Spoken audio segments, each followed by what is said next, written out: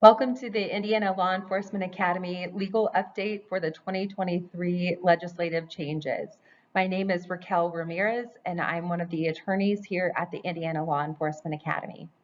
My name is Travis Crane. I'm the other attorney.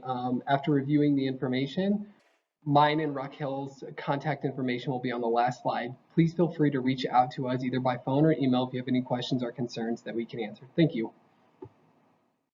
We're going to start in with the legislative changes that are taking place effective July 1st. Senate Enrolled Act 161 discusses unlawful surveillance of individuals using a tracking device. The legislature redefined the tracking device to include an electronic device that communicates with a cell phone or an app installed on a cell phone or other wireless communications device. This legislation came from a case out of Indianapolis in 2021. Millie Park, who filed a protective order against her ex-boyfriend. He tracked her down because he had installed a GPS tracking device on her vehicle and then engaged in battery against her. This new tracking device language would apply to the Apple AirTags or apps that can be installed on someone's phone to track the whereabouts of someone. In addition, under Senate Enrolled Act 161, the legislature enhanced the felony level of stalking when the person who engages in stalking uses the tracking device to commit the stalking. That now is a level 5 felony. In addition, unlawful surveillance statute was amended to include this placing a tracking device on an individual or property owned or used without their knowledge or consent. Unlawful surveillance is a Class A misdemeanor, and the legislature included some exceptions when a tracking device is used to find a family member, such as a child, unless there is a current protective order in place, or to use a tracking device to find an incarcerated person who is out of DOC on parole, or who is currently on probation or home detention, or out on supervised release pending trial. In addition, there is an exclusion for someone who places a tracking device on your own property, such as your own vehicle or something that is going to be given to another person, unless there is a current protective order in place and the person is likely to use the property. So where that would come into play is if you placed a GPS device on your vehicle, but then your 16-year-old drove that vehicle to their other parent's house and you have a current protective order in place against that, prohibiting you from contacting or being around that other parent. In addition, the last exception is an officer who has a search warrant or consent of the property owner, giving them that valid authority to place this equipment on a person or on the property owned or used by a person. Unlawful surveillance is a Class A misdemeanor, but it can become a level 6 felony if the individual who is charged has a prior unrelated conviction for the same offense, which is unlawful surveillance, or for a crime of domestic violence, or for stalking, or for invasion of privacy. It's important to know that it does not require that it be the same victim where they were previously convicted. In addition, it becomes a level 6 felony if the person who has this item placed on their property is the subject of a protective order. Finally, under Senate Enrolled Act 161, the court allowed the protective order statute under Title 34 to prohibit a respondent or a person who is prohibited from contacting someone to use a tracking device in finding the petitioner or the person being protected, or to use a tracking device on property owned or used by the petitioner or any other family or household member or property owned by that member. Senate Enrolled Act 158 discussed crimes of domestic violence and the bail period, and increased the cooling off time for individuals who are arrested for committing a crime against a family or household member. And you might remember that the definition of family or household member includes someone who is related by marriage or blood, someone who has a child in common, someone who is or has dated in the past, or someone who has had an intimate relationship with the individual or is currently involved in an intimate relationship with the individual. A person who is arrested for one of these listed crimes, a crime of domestic violence, a crime of battery, domestic battery, aggravated battery, strangulation, rape, confinement, sexual battery, invasion of privacy, stalking, criminal recklessness, burglary, or residential entry, if those crimes are committed against a family or household member, that person may not be released from the jail on bail for 24 hours following the arrest. It previously was 8 hours, but now has been increased to 24. The invasion of privacy statute was amended to enhance the crime of invasion of privacy from an A misdemeanor to a level 6 felony when the person has a prior unrelated conviction for stalking. Again, this does not have to be the same victim. The sexual misconduct statute was amended this year as well.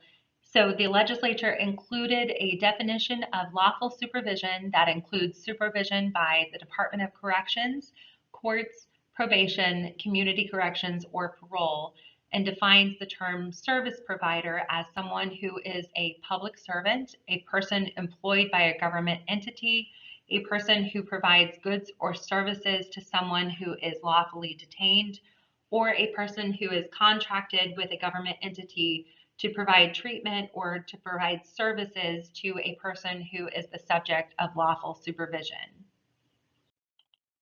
The felony levels under sexual misconduct were amended to add this service provider language. It is now a level 6 felony if a service provider knowingly or intentionally engages in fondling or touching with someone who is subject to lawful detention or supervision with the intent to arouse or satisfy the sexual desires of the service provider. So someone who is responsible for the detention of the person in a jail or in a treatment facility as a condition of probation or parole or home detention, who engages in fondling or touching with the intent to arouse their desires. This would be a level 6 felony. It becomes a level 5 felony if the person is fondled, who is fondled or touched is under the age of 18 and the service provider is over the age of 18, or if instead the service provider engages in sexual intercourse or other sexual conduct with a person who is detained or being supervised who is over the age of 18. That is a level 5 felony. It is a level 4 felony if the service provider engages in sexual intercourse or other sexual conduct with that individual who is detained or being supervised, and that person who is being detained or supervised is under the age of 18 and the service provider is over the age. Child seduction and child solicitation statutes were amended this year. Child seduction statute is under 354247 and now includes the following terms and their definitions: coach, workplace supervisor, and youth sports organization. It's important that if you are investigating these crimes, you go and look at those definitions under 354247. They're specific about who applies under this term and the age gap that must be present between the person and the child who is being seduced. In addition, it was a crime for child seduction to have an officer who engages in this conduct with someone who was at least 5 years younger than this officer. Now that age gap has been changed to an age gap of 4 years, so at least 4 years older than the child who is less than 18 years of age. That is what the requirement is for a law enforcement officer who engages in this conduct. Child solicitation under 354246, they added the terms lure and entice to the definition of solicit. Unlawful possession of a firearm by a serious violent felon under 354745 was amended to include 3 additional crimes as predicate felony offenses to qualify someone to be a serious violent felon, meaning if they commit any of these offenses on this list, they are prohibited from possessing a firearm, which includes a handgun, a shotgun, a rifle, etc., anywhere, whether it be on their person, in their vehicle, or in their house. Those three additions are highlighted in yellow and include attempt murder, strangulation, and human or sexual trafficking. Additionally, law enforcement officers, qualified law enforcement officers, and retired officers under the LEOSA are allowed to, and they are on the list of individuals who are allowed to carry a firearm on school property without violating the law. It does require that LEOSA officer to carry proper photo identification. The machine gun statute was amended, and this actually took effect April 20th, 2023, when the governor signed this law into effect. And what it does is it changes the definition of machine gun to some of the components that are used to convert the weapon into a machine gun. So what it states is a machine gun is a weapon that is designed to shoot automatically more than one shot without manual reloading by a single function of the trigger.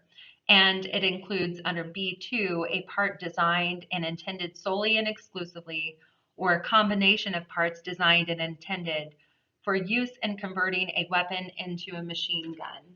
So we actually had a recent Indiana Court of Appeals case that interpreted that our previous machine gun statute to also include these components. Recently, as I worked in the prosecutor's office, we would commonly refer to them as Glock switches, but it is a conversion kit that turns a machine gun into a weapon. And now those in and of themselves, without being attached to a gun, are criminal in nature and are under the definition of machine gun. Just a reminder of those machine gun statutes, they did not change, but these two statutes apply to machine guns. The first being possession of a machine gun under 354758. So a person who knowingly or intentionally owns or possesses a machine gun, it is a level 5 felony. Again, remember that that includes that little component that can be added to a weapon to turn it into a machine gun. The second statute, operation of the machine gun, it is a level 4 felony when someone operates a loaded machine gun.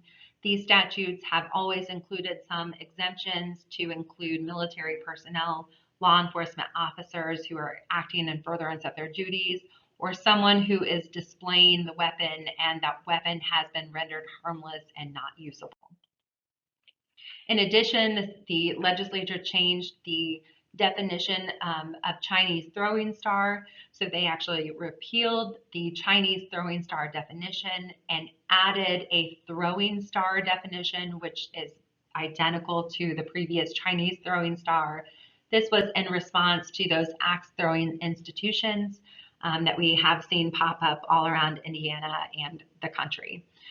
What the legislature did is they added the term throwing star to the statute possession of a knife on school property or a school bus. So it is prohibited to have a throwing star, which is defined in bold as a throwing knife, throwing iron, or any knife-like weapon with blades set at different angles if they are possessed on school property or a school bus.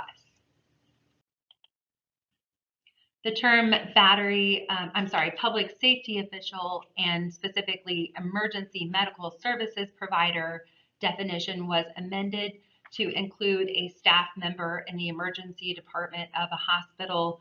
You might remember that a public safety official, battery on a public safety official, enhances the crime of battery to a higher level offense. Under that public safety official, part of the definition is someone who is an emergency medical services provider, in addition to a paramedic, a law enforcement officer, a firefighter, an emergency medical technician, a nurse, or a physician licensed under Title 25.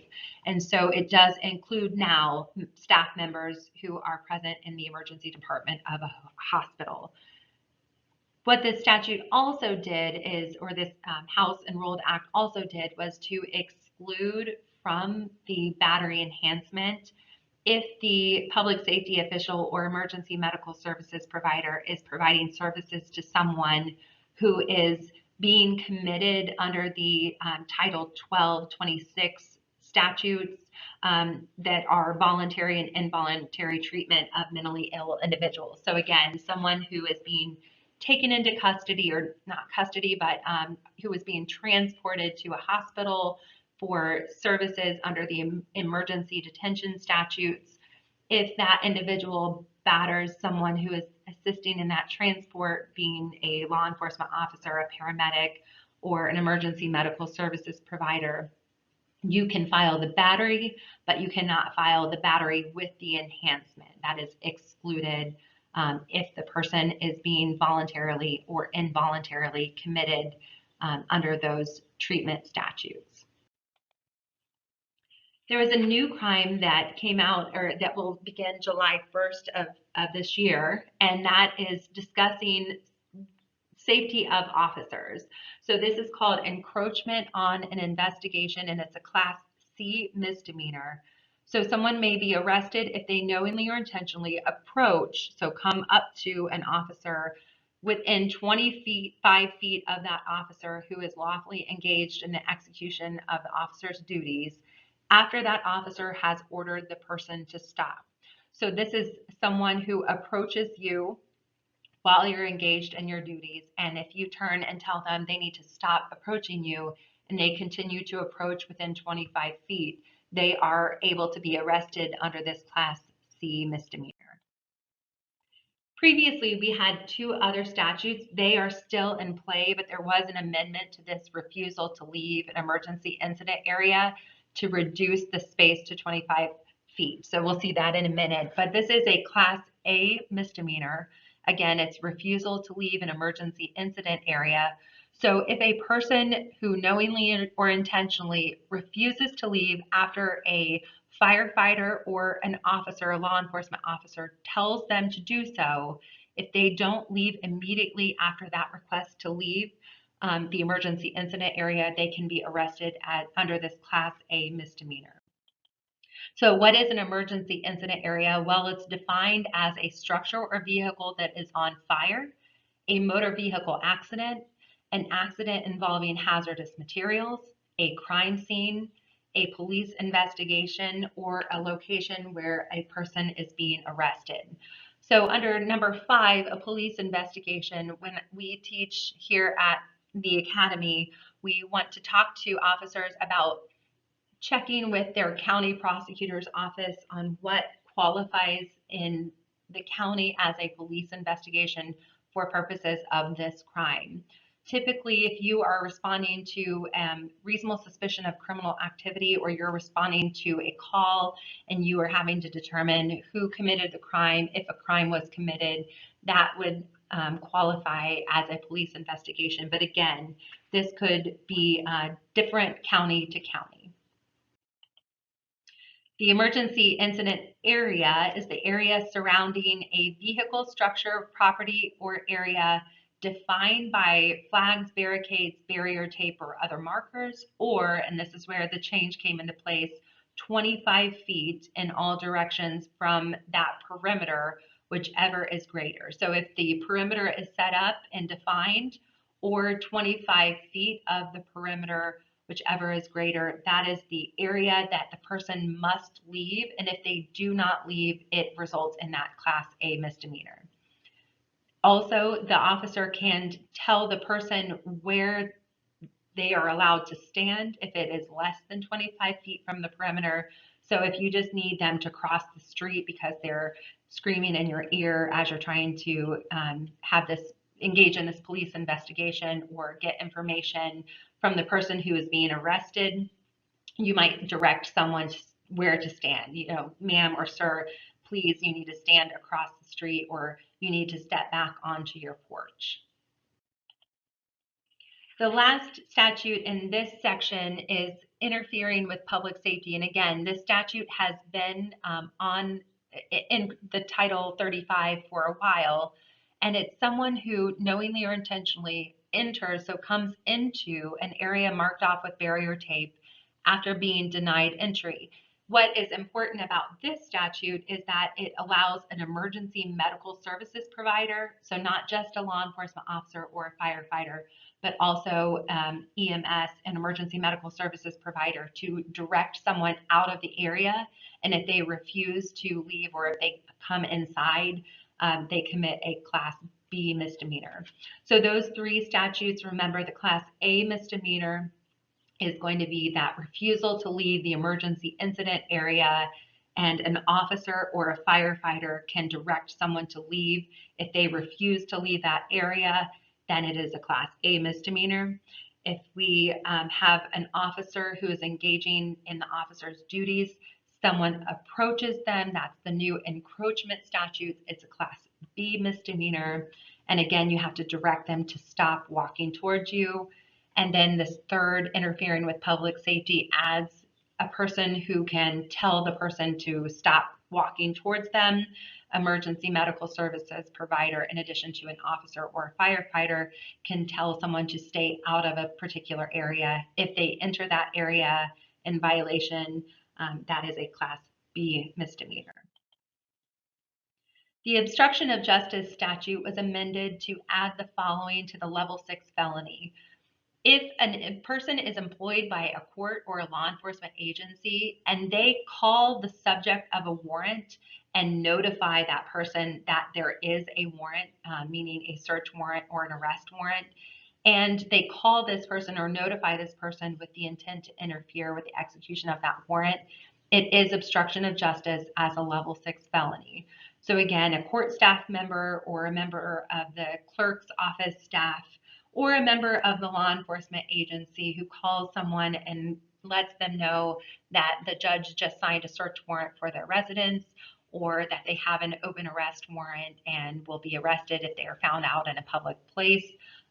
This might prompt them to then move locations. So if you can show that intent to interfere, when most of the time just the notification shows that intent to interfere with the execution of the warrant, it is a level 6 felony. The escape statute was amended this year and last. The highlighted green language is what is new effective July 1st of this year. The highlighted red language is what was took place last year in July. And so the escape statute, you might remember, includes someone who escapes from lawful detention, but it also includes someone who violates a home detention order. And that's what is addressed here. So someone who knowingly or intentionally violates a home detention order by leaving their home, remaining outside of their home, or traveling to an unauthorized location without written or documented authorization by their supervising entity, meaning they email their case manager for home detention or probation or parole, and they don't obtain that proper authority to leave the home, and then they are outside of that home. If that case manager or probation officer says that you have to stay inside of your home, they should be arrested for a level 6 felony escape. Or if they just don't respond and give that written authorization, again, they have committed that level 6 felony escape. Last year, the red was added, so interfering with the operation of an electronic monitoring device or GPS tracking device, meaning those individuals who put aluminum foil over their monitor on their ankle, trying to interfere with the location information of the monitor. The legislature just added the word knowingly to that section this year, so that if it makes sense that someone who is putting aluminum foil on their ankle monitor is attempting to interfere with the operation of the device. Moving on to the dealing statutes, the dealing in a narcotic drug statute was amended this year to include some aggregated weight for fentanyl buys. So you might remember, or if you don't do drug cases, it is possible, and has been possible, to aggregate or basically stack controlled buys of heroin together over a period of 90 days to increase the felony level that you can charge the dealer with.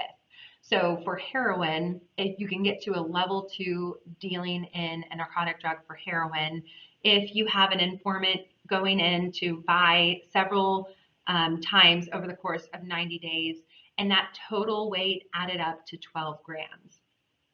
So the legislature has amended now to add this fentanyl containing substance language in this statute. And because fentanyl is more potent and more dangerous than heroin, the legislature, instead of having it require 12 grams to become a level 2, it is only 7 grams if it is a fentanyl containing substance. So if you do a buy on week 1 of approximately 1.5 grams, and then week 2 you buy about 1.5 grams, again, several buys so that it's not suspicious. And then week 3, again, this consistent buy of 1.5 grams. Eventually, over this 90-day period, you will get to that total 7 grams to reach your level 2.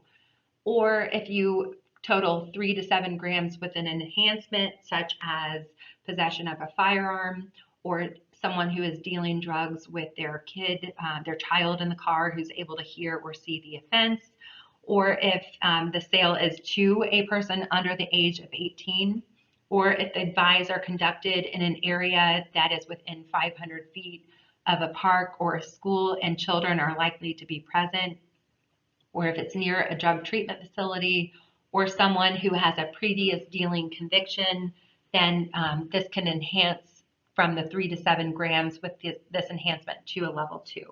So it's important to know that if you are going to do an investigation with an informant and you expect to have several buys and the substance is going to be fentanyl or heroin, the crime lab or the state police drug laboratory, it's helpful to let them know that this is going to be an aggregated weight case so that they can have the same analyst test all of the substances, and they can actually give you one lab report at the end of your investigation that aggregates or totals out all of the controlled buy weights on one document. Criminal trespass and criminal mischief were amended under House Enrolled Act 1363. And one of the amendments is changing the definition of scientific research facility to include production or maintenance of research models under the definition of a facility in which research is conducted. The criminal trespass statute was amended to include this entering on the property of a scientific research facility without the permission of the owner of the facility or an authorized person who is allowed to have someone come onto the property. It also states that if someone obtains permission by fraudulent means, meaning you lie about who you are, and you get permission that would not have been granted to you if you had not lied, that qualifies as well as entering the real property without authorization.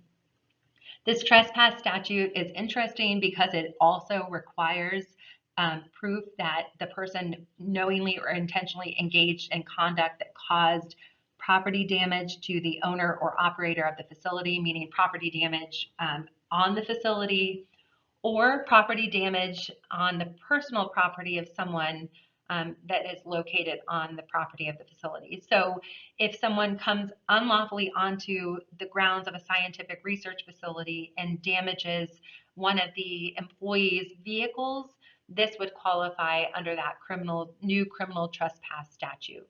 It's also a level 6 felony rather than a class A misdemeanor, so it enhances the penalty. But you do have to show they were unlawfully there and they caused property damage. If they cause property damage of $50,000 or more, it is a level 5 felony.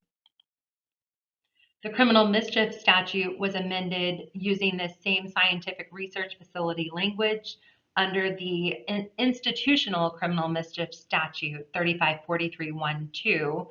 Someone who recklessly, knowingly, or intentionally damages the property of a scientific research facility without consent or with fraudulently obtained consent from the owner, possessor, or occupant of the property commits a Class A misdemeanor criminal mischief.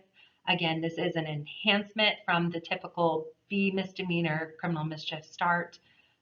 It starts at a Class A misdemeanor, but increases to a level 6 felony if the damage is at least $750, which typically it will be, and it increases to a level 5 felony if the loss is at least $50,000. There's a new statute that takes effect July 1st of 2023 regarding organized retail theft.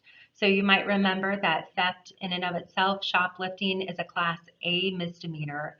However, if you can show that someone is exerting unauthorized control, meaning they don't have permission to have the property, over a retail merchant's property, and you can show intent to directly or indirectly distribute that property for resale, it becomes a level 6 felony, organized retail theft.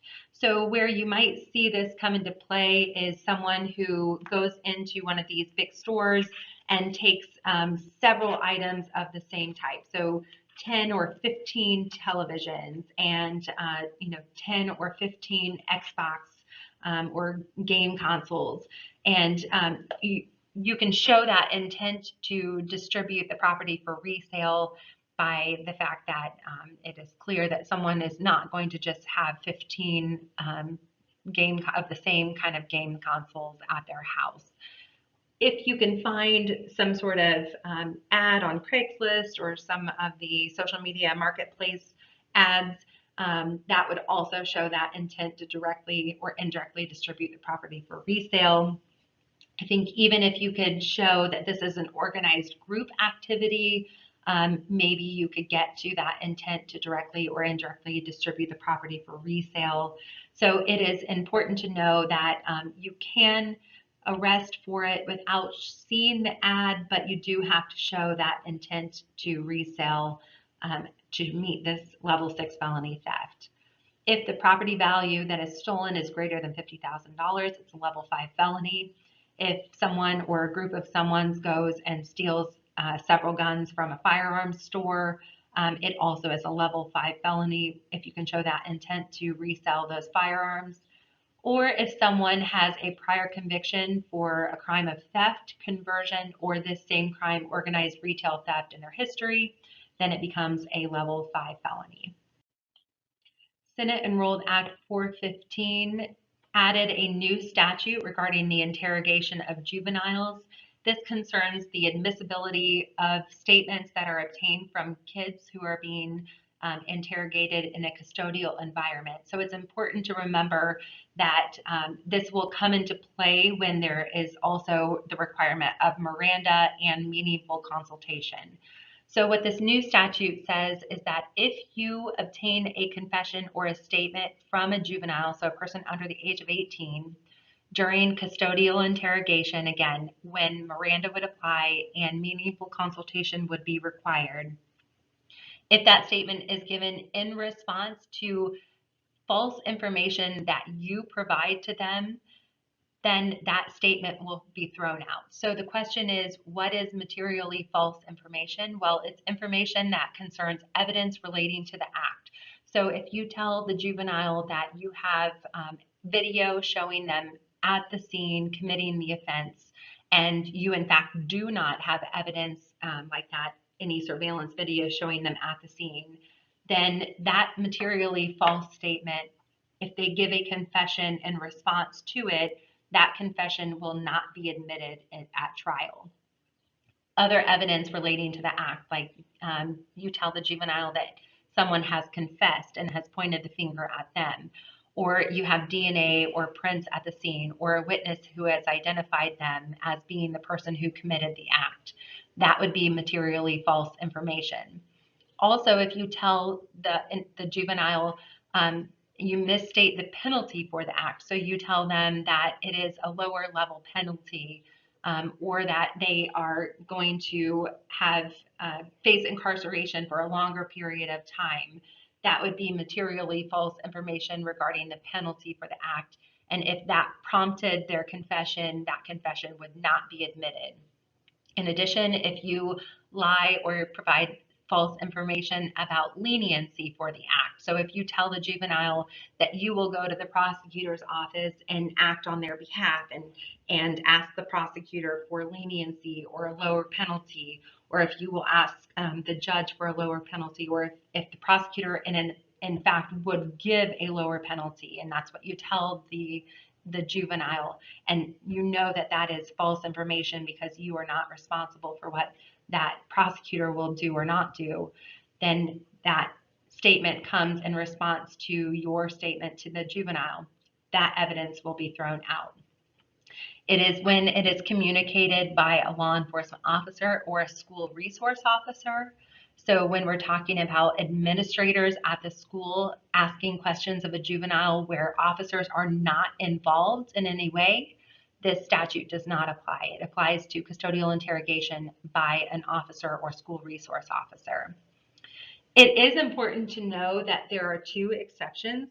One is the good faith exception, meaning if you believed the information was true at the time it was communicated and later found that it was false, then that would be something that would still allow that confession to come into evidence at trial.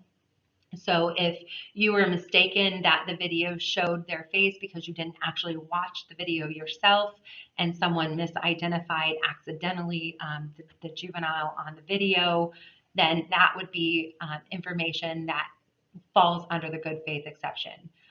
Also, there is a separate exception that says that fruit of the poisonous tree does not apply, meaning if you get a confession from a juvenile, they say, yes, I committed this homicide and I hid the gun, under the tree down the street, and you go and find that gun and it has their DNA evidence on it. That gun is admissible, and the evidence that you find after that, the DNA evidence connecting this juvenile to that gun, that is admissible. The only thing that would not be admissible is that the juvenile said that they committed the murder and directed you to where the gun was located. In addition, under this act, they added a new statute regarding notice to a parent following the arrest of juveniles. So what it says is if you take a child into custody or arrest someone for committing a delinquent or criminal act on school property or at a school-sponsored activity, the officer shall make reasonable attempts to notify the child's parent, guardian, or custodian, or the emergency contact of the child of the arrest.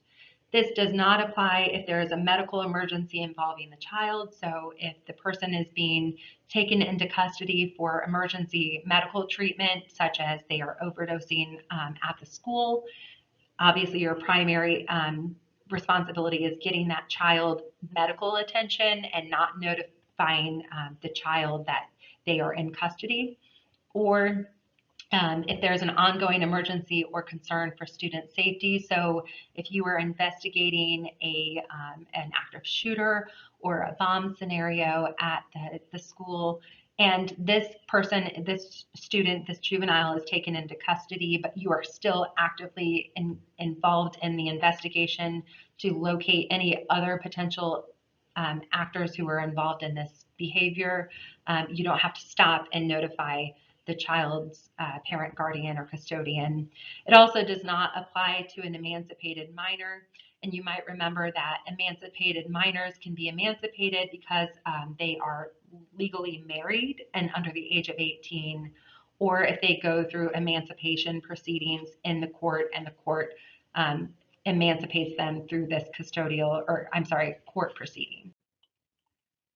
We just wanted to remind officers of a statute that changed January 1st of this year, repealing the Title IX, 921, 825, which was the statute that required someone to signal 200 or 300 feet prior to a lane change or a turn. That statute was repealed, meaning that someone does not have to signal for that distance prior to a turn, but it did not change the fact that someone does have to notify someone by giving this turn signal, an appropriate stop or turn signal, and letting someone know that they are about to turn or change lanes. So again, if someone stops at a stop sign, turns on their turn signal, and then conducts the turn, you may not pull someone over for failure to signal. If, however, they do start their turn and in the middle of the turn, they turn on their turn signal, that would be an infraction that you could pull someone over for.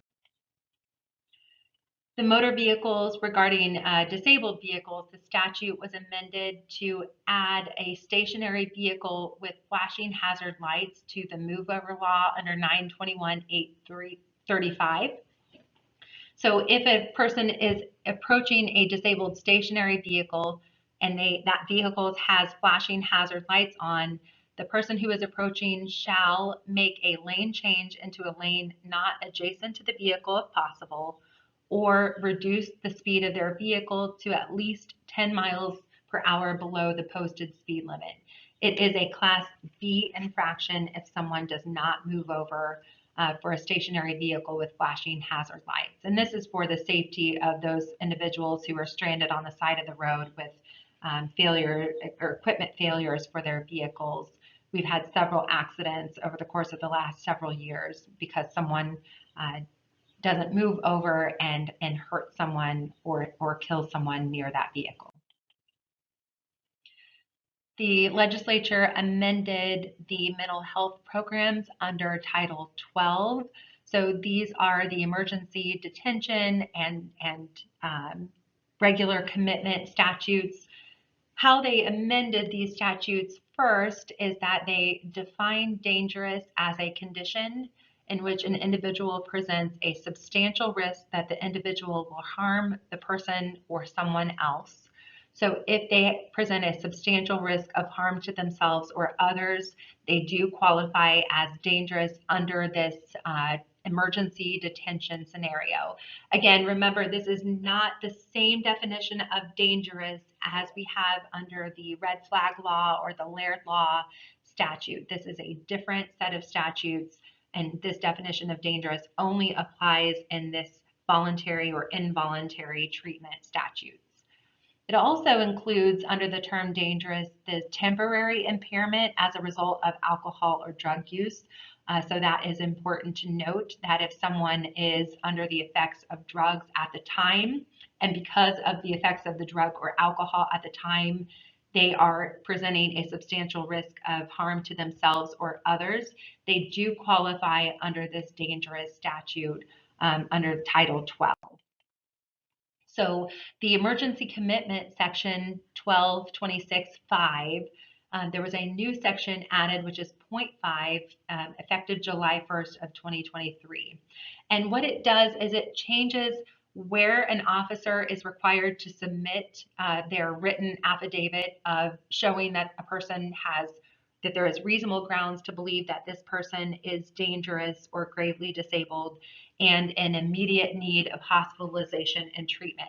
So previously, that statement was filed with the court by the officer. Now they have streamlined this so that when you take this person to one of these facilities, you just give the written statement or the affidavit that outlines all of the information that the officer knows about this person and why they are believed to be dangerous or gravely disabled and in need of hospitalization.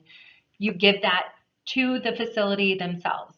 The facility then has the responsibility to file this request of the court to detain them for a longer period of time. So you take the person and your report to the facility and file your report with the facility, showing that there is a reasonable grounds that exist for this temporary detention. And it goes on to say that if the facility superintendent or the supervising physician believe that detention is no longer necessary, then the person will be discharged. But again, your responsibility lies in writing a report and handing that report over to the facility. It is also important to remember and to note that effective July 1st, the immediate detention statute was repealed, and now everything is put under emergency detention. So previously there were 4 options: ED, temporary commitment, regular commitment, and ID. Now it is just emergency detention, temporary commitment, and regular commitment, and everything, the immediate detention section now falls under emergency detention.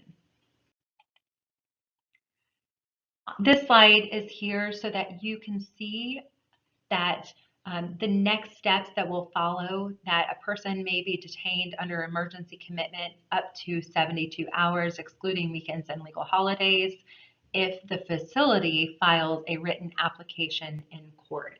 Again, you take your report to the facility itself, and it's up to the facility to take the next step and actually file an application in court to hold this person longer than that 72 hours. It is important in this slide to note that under 1226.511, it states that a final hearing will be held within 14 days of admission if the facility does ask the court to approve this holding of the individual longer than 72 hours. So you might have to attend a hearing within 14 days if the court requires that the officer be present for this hearing. Turning now to Title V under House Enrolled Act 1055, the legislature changed the Tier 2 training program, which we call Tier 2, but is called in statute the town marshal system. So there are new conservancy district marshals and deputy marshals who now may be appointed under Title 14, which is the natural resources title. So if you live in a conservancy district, there are the conservancy district does have the ability to appoint law enforcement officers, which are now called conservancy district marshals and deputy marshals, to provide law enforcement services to that conservancy district. Those district marshals and deputy marshals are permitted now by statute under Title V to attend the Tier 2 training, basic training program. In addition, the number of deputy marshals under the town marshal system and this new conservancy district system who may attend a Tier 2 training has increased from 2 to 6. So previously it was the marshal plus 2 deputy marshals who could attend Tier 2. Now it is the marshal plus 6 deputy marshals who can attend Tier 2. This is for towns who are still employing the town marshal system, meaning they do not have a mayor and they do not have a board of metropolitan police commissioners. That qualifies them for this Tier 2 training program if they have 1 marshal and 6 deputy marshals. This House Enrolled Act also applies to hospital boards and expanded the ability of the hospital board to create jurisdictional limits of their police officers outside of the hospital grounds. So previously, hospital police officers by statute could only operate and execute their law enforcement duties on the grounds of the hospital or a satellite facility.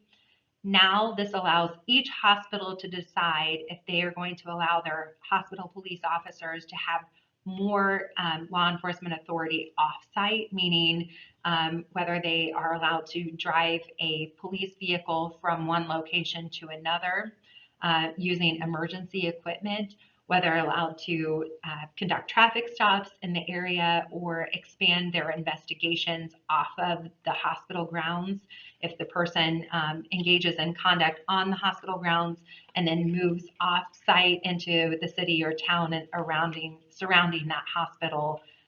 Each board gets to decide what the geographical jurisdiction is for their own officers. So it could vary from hospital to hospital. It's important to know.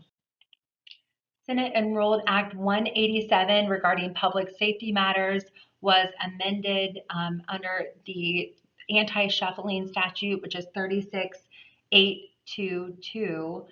Now that anti-shuffling statute includes reserve officers, and what it states is that an agency who is going to hire a law enforcement officer or a reserve officer shall, that's in bold, shall contact every agency that has employed this applicant and ask that agency for a complete unredacted copy of any disciplinary action or internal investigations, as well as that person's entire employment file absent medical information. It is important that if you are an agency who receives a request, by statute, you must comply with that request within 10 business days. And it's clear from this statute that if you are hiring someone, you shall ask every agency where they have been employed for a copy of this information. In addition, under this act, they've amended 368320, which is concerning the number of reserve officers that can be appointed to a law enforcement agency. It states that a town, county, or city shall, so must, have an ordinance that states the number of police reserve officers that the department may appoint. It used to be that each unit, county, town, or city could or may provide by ordinance, but now every county, town, or city must have an ordinance that states the number of reserve officers that the department is allowed to appoint.